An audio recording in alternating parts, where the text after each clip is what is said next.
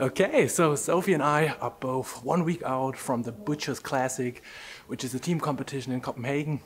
3-day competition starting on Friday, and I thought this is actually a good time to do a video about how to kind of taper, prep or get in shape for your first CrossFit competition. Or not your first, for kind of any competition. So what would you say is the difference between a taper and a deload? In short, I would say the taper is something you do before a competition, so to prep your body, and a deload is in your regular training program to basically rest or give your body some rest. Yeah, so in a deload phase, we basically allow our body to adapt and recover. And the most common way to do that is to just lower the intensity, lower the volume, or take a completely rest. Compared to a taper or peaking phase, intensity is our friend over there. So we lower the volume. The closer you get to the competition, the lower the volume is, but we keep the intensity, which basically means we are keeping the metcons because that's what keeps us fit, that's what prepares us for competition day. Let me just finish one more set on the push presses and then we'll talk about how to taper in a second.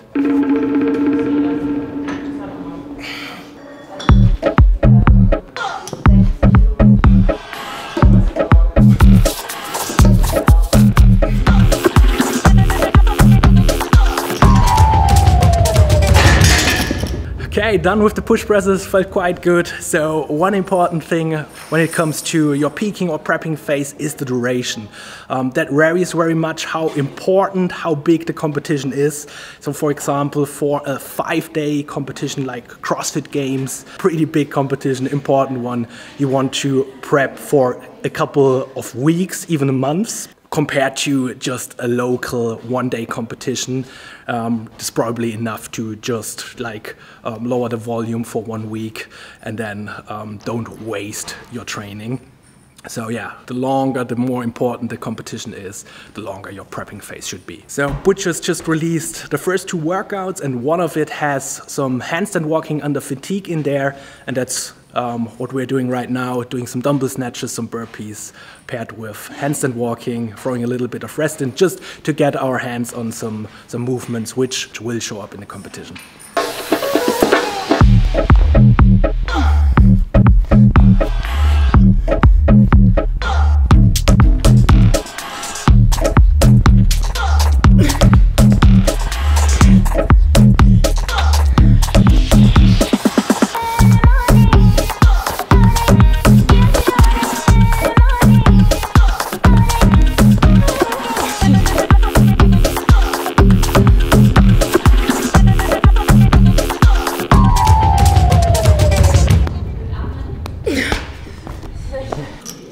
Okay, so it's actually super hard to peak or prep for a CrossFit competition because you just don't know what the test will look like.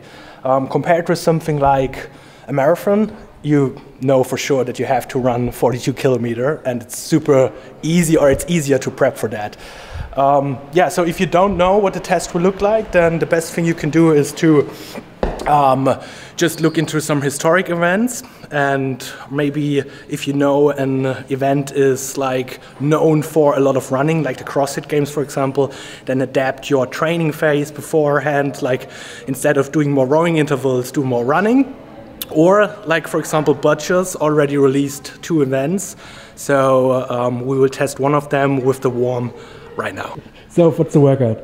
It's thruster and warm squats. So the other way around, we start with warm squats.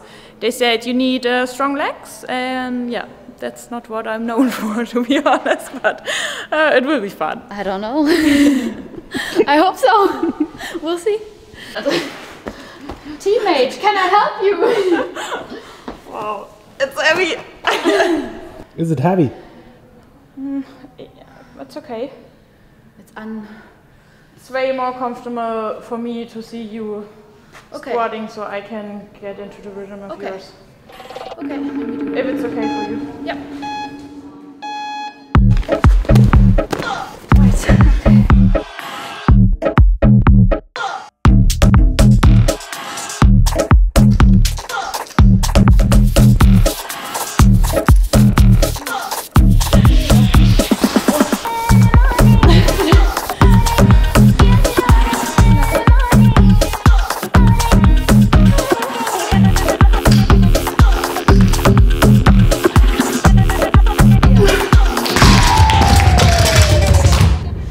time cap. Legs are shaky, for sure. Good job. Whew. Workout was more fun than expected, I have to admit. Usually, as I said, like thrusters and a lot of squats, so heavy leg workouts are not my jam, but yeah, that was pretty fun. So looking forward to do that in a competition setup. For your last week of training, it's important that you stick to the things you know that work well for you. So it's the same for nutrition as well as for your training, which means don't try out a lot of new movements because you might risk to get injured. And it's the same for your nutrition. You want to stick with foods you know you digest well, and don't try out any new fancy supplements or anything, which might risk any inconvenience, or yeah, you just don't digest it very well. It's also important that you don't undereat. Really, what we see a lot when athletes prepping for a competition, that they want to look shredded, or they think, okay, if I'm a little bit leaner, my gymnastics will be better, or something like that. But it's basically the worst thing you can do. So you want to stick to carbohydrates in the comp leading to your competition, and also have a high food quality, which will lower any possible inflammations. So that's really important in the week leading to your competition. So we have one final part to do today, some accessory work, and then we will talk about how to structure your training leading to the competition.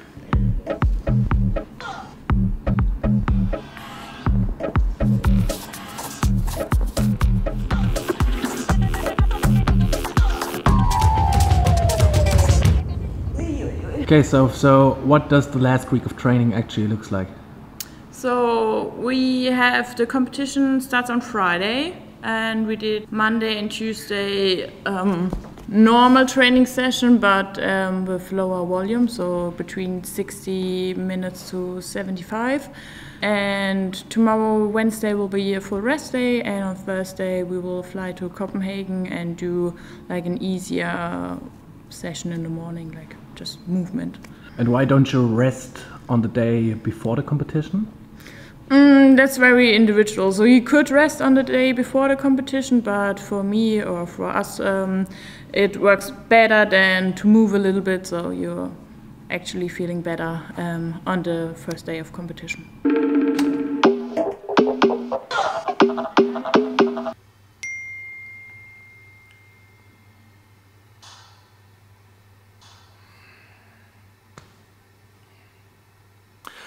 Oh man, that's a bummer.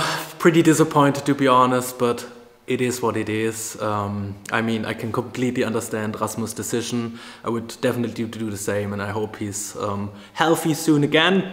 Definitely still looking forward to the weekend. We'll cheer for Sophie and Pernille and do some behind the scenes stuff for you guys. And if you have any questions about how to taper, how to prep for your competition, then drop a comment down below. Otherwise, see you in the next one.